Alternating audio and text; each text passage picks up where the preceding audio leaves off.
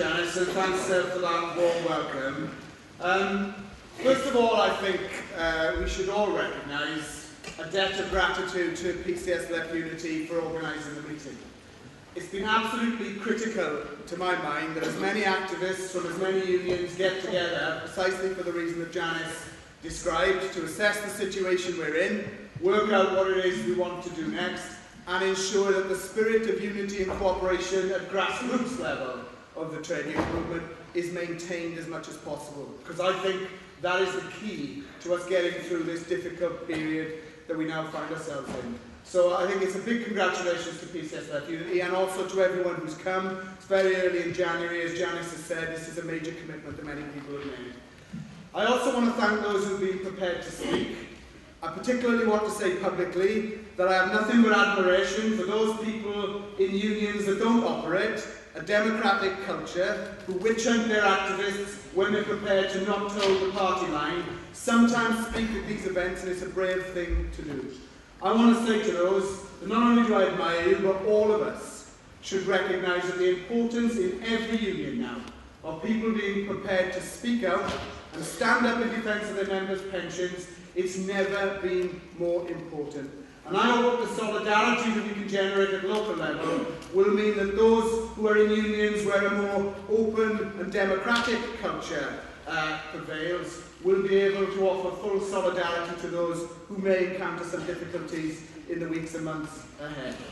But Janice, what I wanted to do in the opening remarks is really just sketch out where we are in terms of the talks or lack of them with the government, where the leaderships of the major unions say they are in terms of TUC discussions, and how we move forward from here.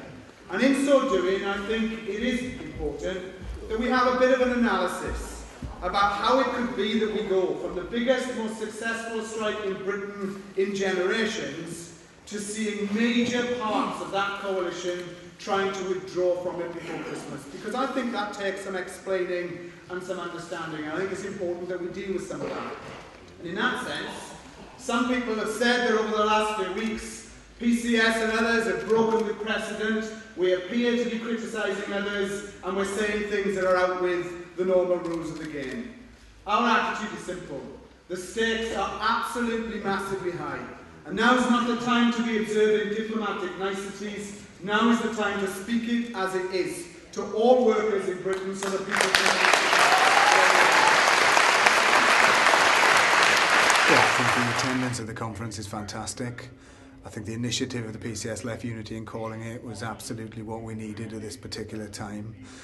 And I think the mood is one of understanding we're at a very pivotal stage to try and ensure that as many unions as possible stick together. And once we know how many are still standing, that we talk about the industrial action that's needed to win.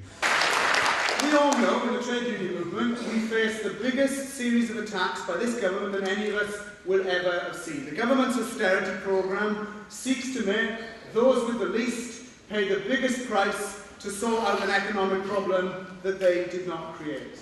We know that pensions is just one part of that. If you work in the public sector at the moment, pensions are under attack. But you've also had a 2-year pay freeze. You now have a further 2 years of a 1% pay policy. 710,000 jobs are going to be cut. Privatisation, which I believe is one of the real motivations behind these pension reforms, is now likely to pick up at breathtaking speed. In addition to that, our friends and our families are suffering, our communities are suffering. Never have I think we faced a situation where so much is being done by those at the top to those at the bottom, and they hope that people will just put up with it. And in that sense, the resistance that we saw on June the 30th, November the 30th, and the magnificent TUC demonstration in March was a real inspiration to those who believe that there is a different way, there's an alternative, and we don't have to just accept that it's going to happen. And already I think there's evidence that the confidence that we showed on November the 30th has meant that our colleagues in the private sector have also been emboldened to rise up and take action. And let me be the first to pay tribute publicly to those members of the unions in Unilever who struck in the private sector in defence of their pensions, having already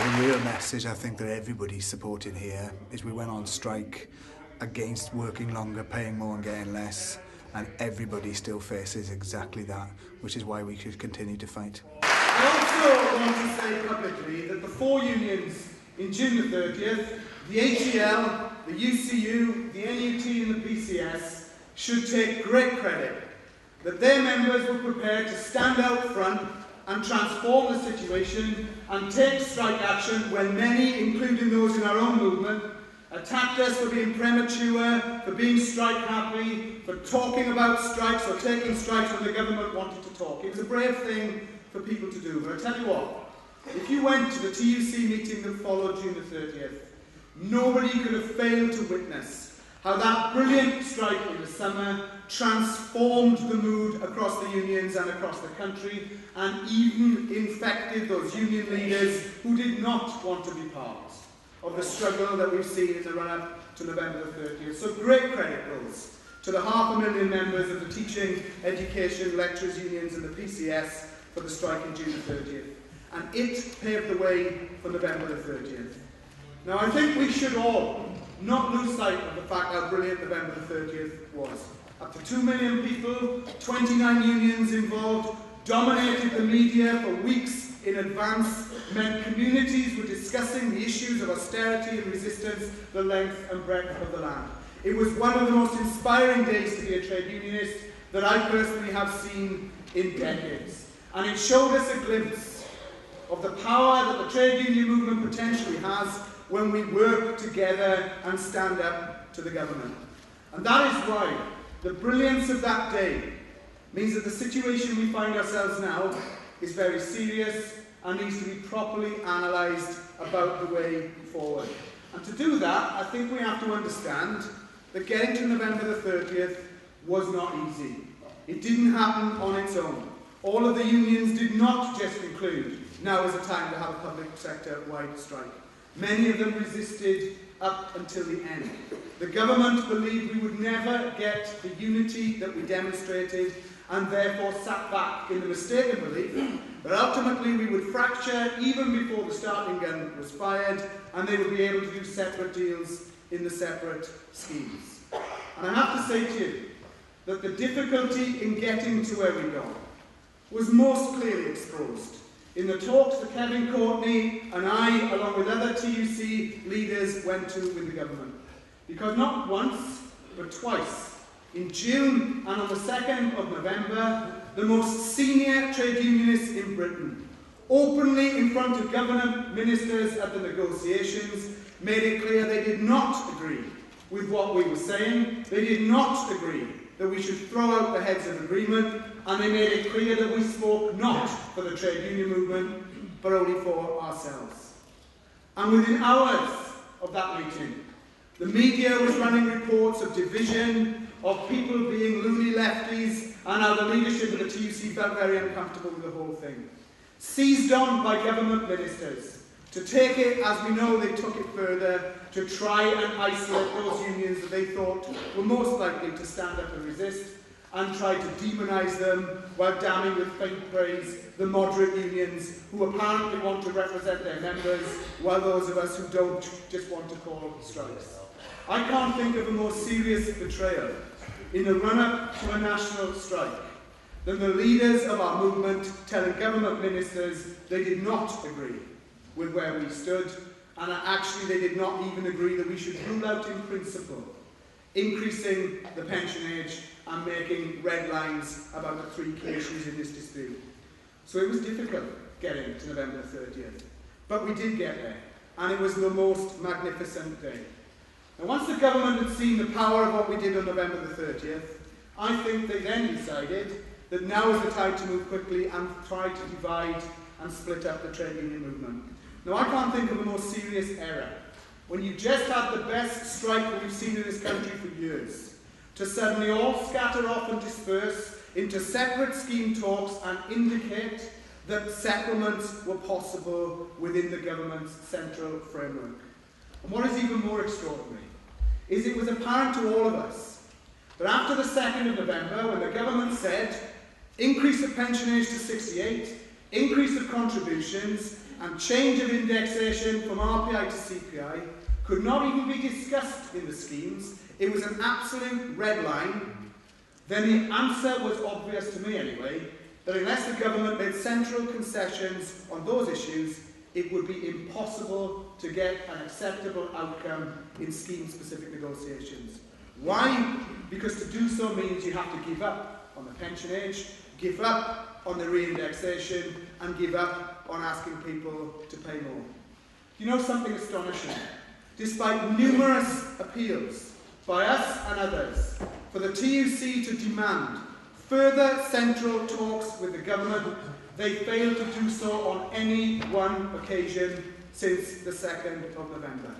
And we now have a situation where we've had Britain's biggest strike for years, and we haven't even met the government negotiators since the beginning of November.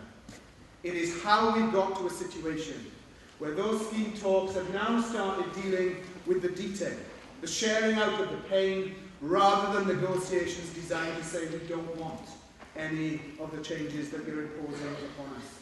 And therefore I do think it is worth us very clearly saying this. Every union leaflet that I saw, every single member who went on strike, in my view, went on strike against 3 central propositions: work longer, pay more, and get less. I don't recall any union saying we're going to the barricades over accrual rates. We're going to the barricades about death in service payments. We're going to the barricades about widows and orphans. It was not about the detail, a minute detail of each pension scheme.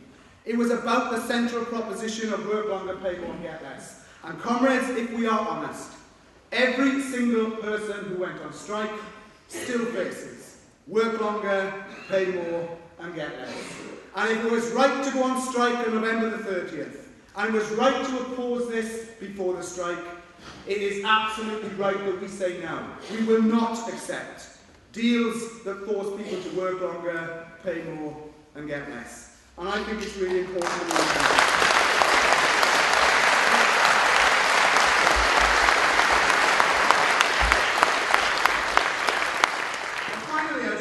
This before I just set out what I think we should be doing next, is that if people haven't noticed, and I'm sure we all have here, whilst all this has been going on, the government hasn't sat back, waiting to see what happens and indicating that it may take its foot off the pedal in terms of austerity for the public sector. The day before the strike, George Osborne announced a further pay policy of 1% pay restrictions for the next 2 years. The TUC have calculated for most public sector workers that represents a 16% reduction in your living standards over 4 years. It was the day before the strike that estimates were increased about public sector job losses from 400,000 to 710,000. So they haven't scaled back, they have intensified their signal that working people must pay the price. So how can anyone believe that faced with the ante being upped on the other side, with such severe consequences, that now is the time for the trade union movement to stand back and say, well, all right then, we'll take the few crumbs that we have been given and we will retreat for a further day. And I tell you what, it actually makes me feel sick to the pit of my stomach when I see union leaders on the one hand withdrawing from the fray for peanuts, and on the next giving interviews in the papers talking about general strikes and how we are going to take further action in 2012. Comrades, if you're serious about taking action, you stay in this fight that is happening now.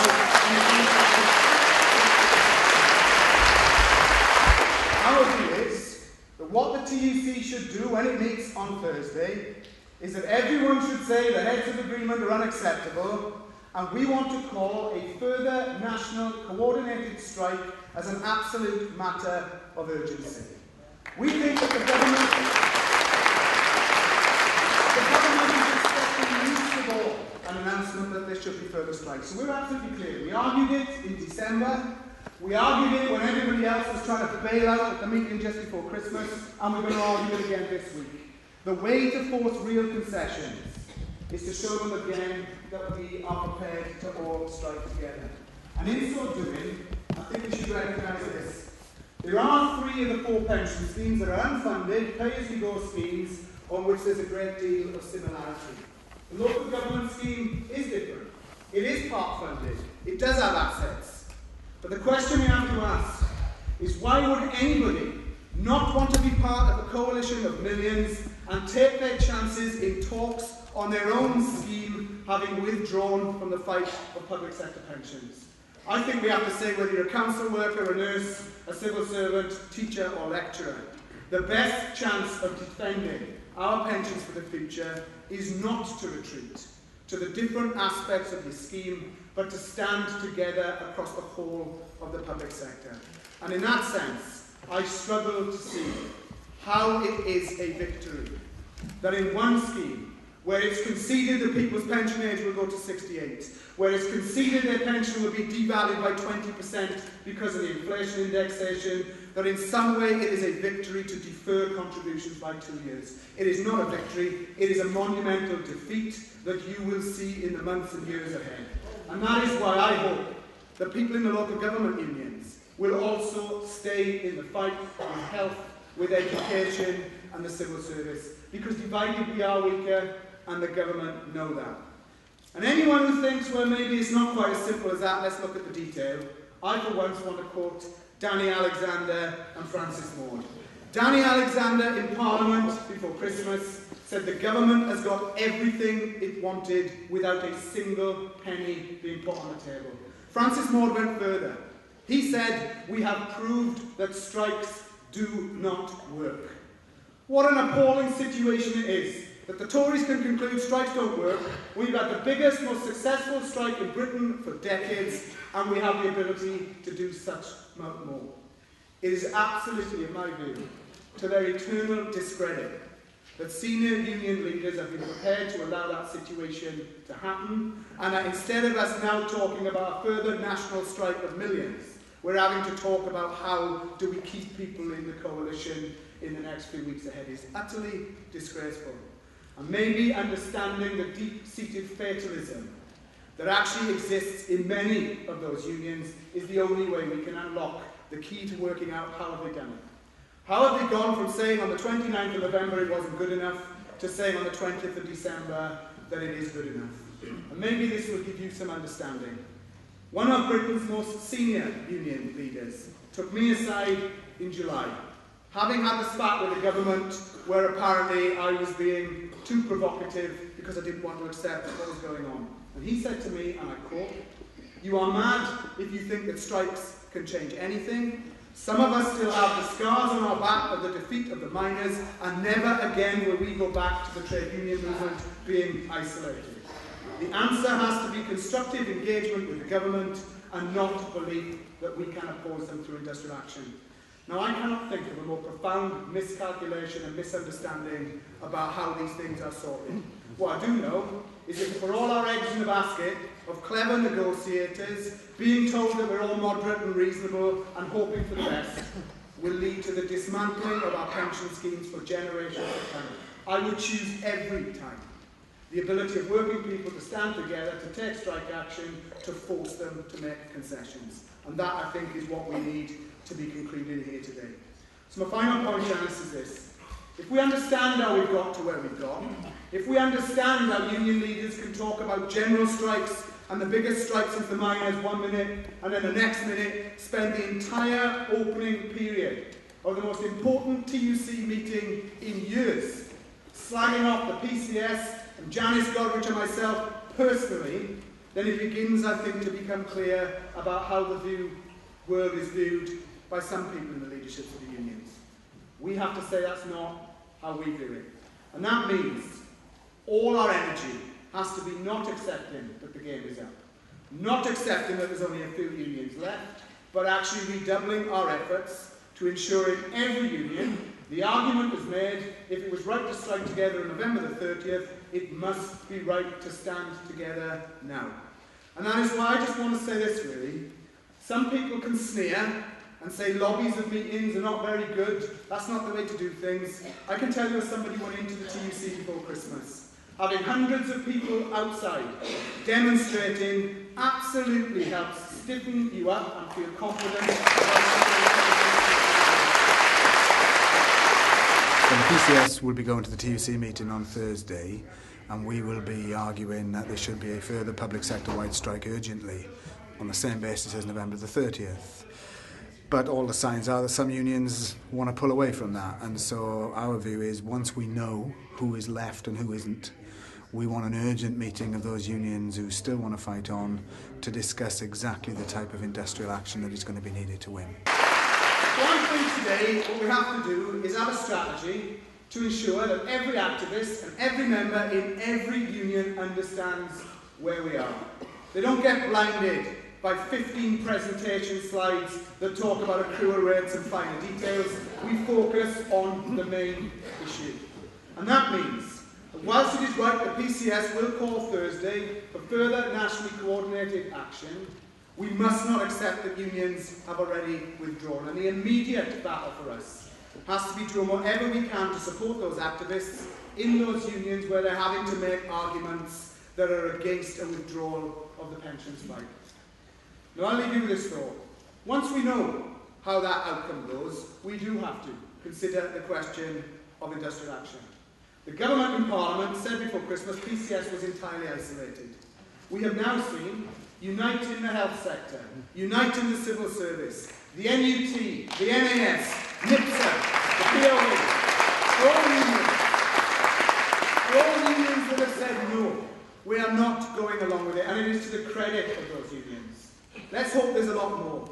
But comrades, if it is the case that there's fewer unions left standing, that the next industrial action looks like being hundreds of thousands, not millions, any union worth its salt will analyse the situation that leaves itself in. And I want to say this, it may not be popular, it would be an absolute mistake if Janice and I, on behalf of PCS, say now we are calling a strike today irrespective of knowing where anybody else stands. It is not responsible. It is not right when you can't even tell your members who else is going to be on strike. It is not right that we substitute ourselves for the battles that need to take place in other unions. But I tell you what is right. What is right is to say we are prepared to take further industrial action. We think further industrial action is absolutely essential. But if the coalition has got smaller, you have to review your tactics. Because a one-day strike of millions becoming a one-day strike of hundreds of thousands does not look like we are moving forward. My own view is this: if there's less people involved, you have to be prepared to consider taking more industrial action. Action that is probably more sustained. Action that is about having a hard-hitting effect on the government.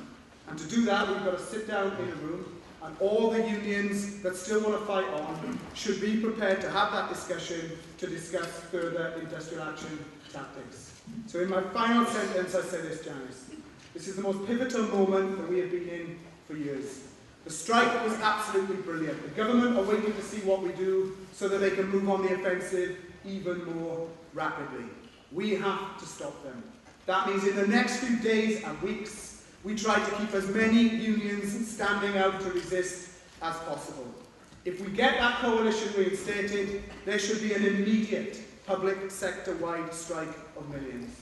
But if we don't, if some unions do pull out, then I hope that every union that wants to carry on resisting will meet as a matter of urgency to plan the type of industrial action that we will need to win. Comrades, you played a brilliant role so far. I only wish that the leaders of all your unions had stepped up a fraction to the plate as much as you have. Unfortunately, they haven't. They are infected with a deep-seated fatalism that you don't have and we don't have. So let's try to stop them pulling out. Let's redouble our efforts and say this: our members' pensions were fought for over years, and we are not giving up to a bullying coalition government. We want to fight on, and the more of us who fight on, the better chance we have of winning.